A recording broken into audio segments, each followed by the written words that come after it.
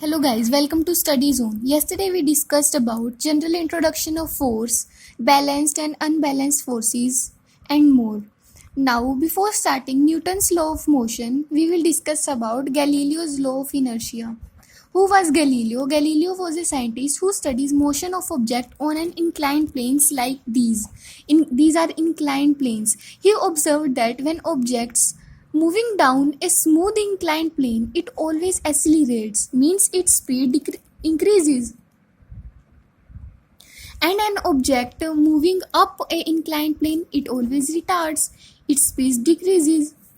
When an object is moving in a frictionless, means there is no force of friction there, then it will move with a constant velocity.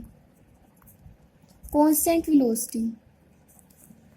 Neither retardation will be there nor acceleration will be there.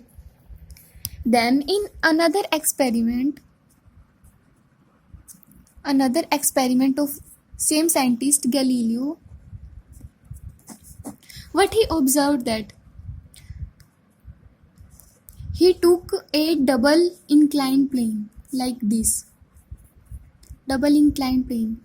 When a ball released from one smooth inclined plane, notice here that it is smooth inclined plane. There is no friction involved here. No friction. Actually, it is an ideal situation. Ideal situation.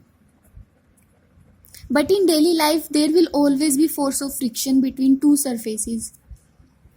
In ideal situation, what occurs when a ball is released from one smooth inclined planes, it rolls down and it climbs with same velocity and it reaches up to same height when there will be no friction. वो एक same height पे जाके रुक जाएगी, same height पे. Its height will be neither more than this height nor less than this height. In another experiment, he decreases the slope of the second smooth inclined plane. What he does, decreases, ये जो slope है ये उसने decrease किया. And the same experiment was repeated. Then when ball is inclined, then this height was same, means the height traveled by ball is same in both situations.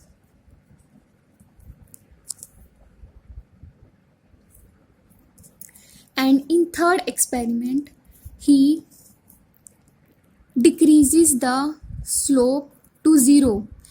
Means अब कोई slope नहीं था, बिल्कुल horizontal ground हो गया था. Then when the ball was inclined, then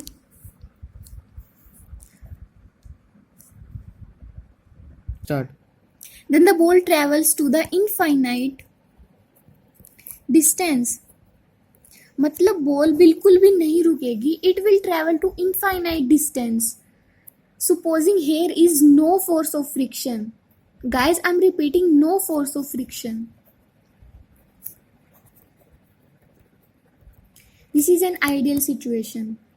So what he concluded from his experiments that the state of rest or the state of motion with constant velocity are equivalent, जिनमें कोई भी force act नहीं करता है body पे. Galileo concluded that if net external force is 0, whenever there will be no force, a body continues to be rest. अगर वो rest पे है तो वो रेस्ट पे ही रहेगी. अगर वो यूनिफॉर्म मोशन में है तो फिर वो continues to move uniformly along a straight line. This is called Galileo's law of inertia. I will be highlighting here Galileo's law of inertia.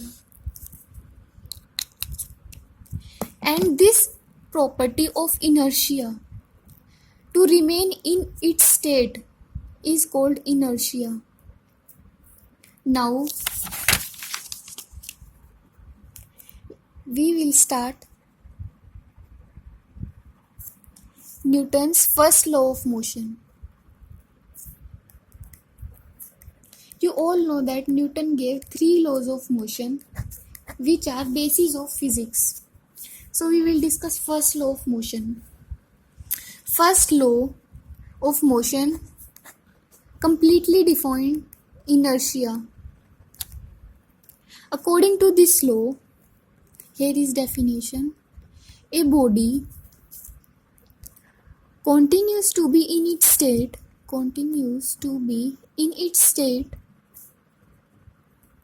of rest, चाहे वो रेस्ट में है या फिर वो यूनिफॉर्म मोशन में है, और of uniform motion along a straight line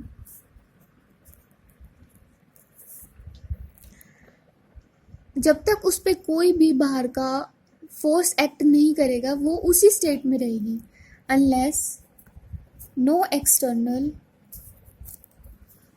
unbalanced force, because balanced force में तो मोशन वैसे ही नहीं होती. Unbalanced external unbalanced force to change its state. इसका मतलब कोई भी बॉडी जब तक उस पर कोई एक्सटर्नल अनबैलेंस फोर्स नहीं लगेगा वो स्टेट ऑफ रेस्ट में ही रहेगी या फिर वो स्टेट ऑफ यूनिफॉर्म मोशन में ही रहेगी, जैसी है वैसी ही रहेगी जब तक उस पर कोई फोर्स नहीं लगेगा. और इनर्शिया भी यही कहती है. तो Newton's first law of motion defines inertia. So now we will discuss about inertia. There are basically 3 types of inertia. Inertia means ability to remain in that particular state, चाहे वो रेस्ट पे हो, चाहे वो यूनिफॉर्म मोशन में हो या फिर उसकी डायरेक्शन जो भी हो वो सेम ही रहेगी. तो 3 टाइप ऑफ इनर्शिया हैं. हाँ, तो इनर्शिया की एसआई यूनिट की भी बात कर लेते हैं. जो इनर्शिया की एसआई यूनिट है लीनियर मोशन में, वो मास की यूनिट के सेम है. मास की एसआई यूनिट क्या है? केजी. तो इनर्शिया की भी एसआई यूनिट होगी KG. I will highlight here SI unit KG inertia की. So there are 3 types of inertia. First is inertia of rest. Second, inertia of motion. Third, inertia of direction.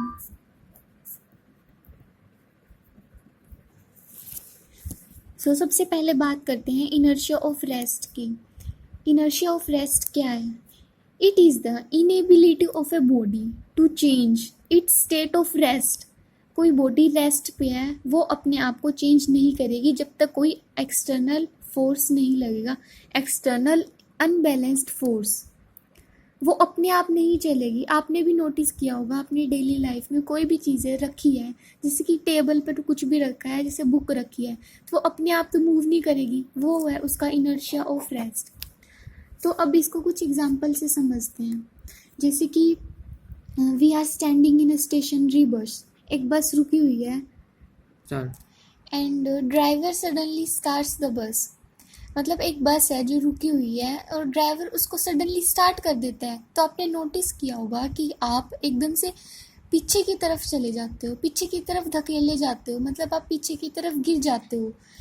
You go backwards with a jerk. ये है inertia की वजह से, क्योंकि आपके जो feet हैं वो बस के फ्लोर के टच में हैं जो कि रेस्ट पे हैं. तो your feet will be at rest and your whole body will go with the bus. While so in relative to bus we are thrown backwards. But at this instant जब जो muscular force है जो बाकी body का, जो when it comes to play, when muscular force of our rest body comes to play, we move the whole body along with the bus. तब बस की नॉर्मल हो जाता है अपना सब कुछ.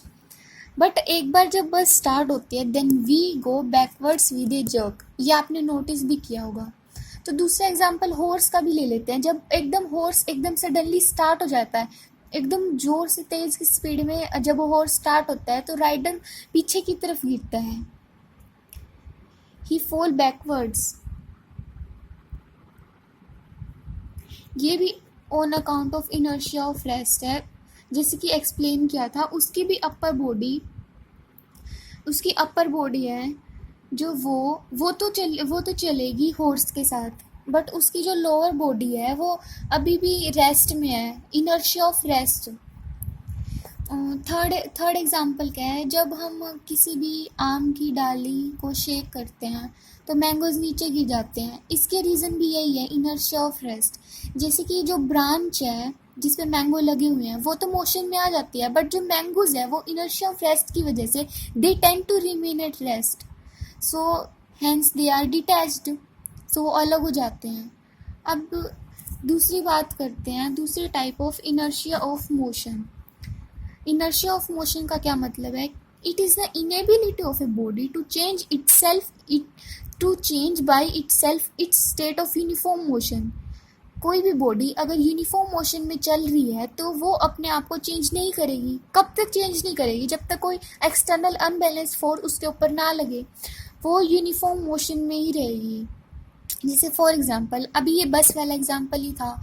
जैसे कोई भी बस चल रही है, एकदम से ड्राइवर ने ब्रेक मारा तो अपनी बॉडी क्या है, it move forward with a jerk, वो एकदम से आगे की तरफ, मतलब हम आगे की तरफ गिर जाएंगे। वो क्या है? इनर्शिया ऑफ मोशन की वजह से, क्योंकि अपनी जो पूरी बॉडी है वो इनर्शिया ऑफ मोशन की वजह से वो मूव कर रही है बस के साथ।